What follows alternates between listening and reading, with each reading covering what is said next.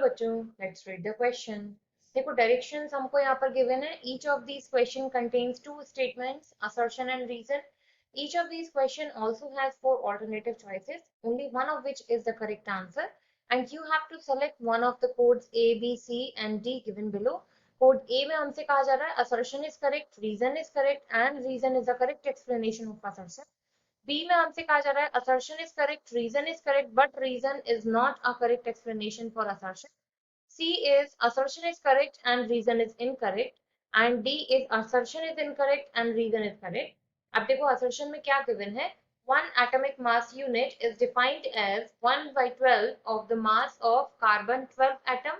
और reason वहीं से क्या कहा जा रहा है कि carbon 12 isotope is the most abundant isotope of carbon and has been chosen as standard. तो इस क्वेश्चन में यहाँ से हमारा की कंसेप्ट क्या कहता है कि हमें आज यहाँ पर बात करनी है atomic mass unit, that is AMU के बारे में। अब देखो अगर हम यहाँ पर बात करें इस one AMU that is atomic mass unit के बारे में, तो ये बिल्कुल ठीक है क्योंकि हम इसे इसी तरीके से डिफाइन करते हैं, that 1/12 of mass of carbon 12 atom.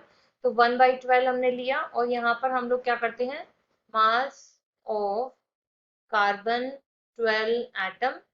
बिल्कुल ठीक स्टेटमेंट है क्योंकि यहाँ पर क्या है, एटॉमिक मास यूनिट जो है उसको हम इसी तरीके से कंसीडर करते हैं। तो 1 AMU कैलकुलेट होकर आता है, मतलब 1 AMU will be equal to 1/12 और मल्टीप्लाई बाय कार्बन का एटॉमिक मास 12 से 1 वैल्यू आ जाती है। तो हम क्या सारे ही जितने एटम्स हैं उनका AMU में हम एटॉमिक मास कैलकुलेट कर सकते हैं।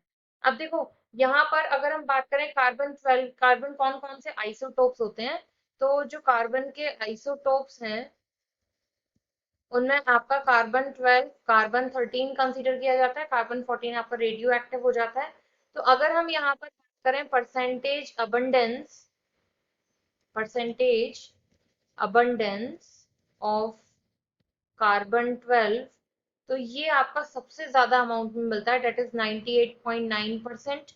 और यहीं पर अगर हम कार्बन 13 की बात करें तो ये थोड़ा कम अमाउंट में मिलता है, 1.1%। तो हमने यहाँ पर कार्बन 12 का आइसोटोप क्यों चुना, क्योंकि ये सबसे ज्यादा अबंडेंट मतलब सबसे ज्यादा अमाउंट में पाया जाता है। इसीलिए हम क्या करते हैं कि 1 AMU 1 एटॉमिक मास यूनिट जब हम कैलकुलेट करते हैं तो इस 12 का हम लोग यूज करते हैं यहाँ पर, मास ऑफ कार्बन 12।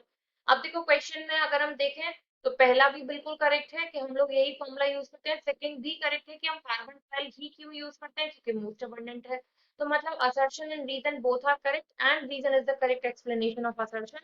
तो ऑप्शन ए जो है वो हमारा यहाँ से हो जाता है correct answer. I hope you understood well, thank you.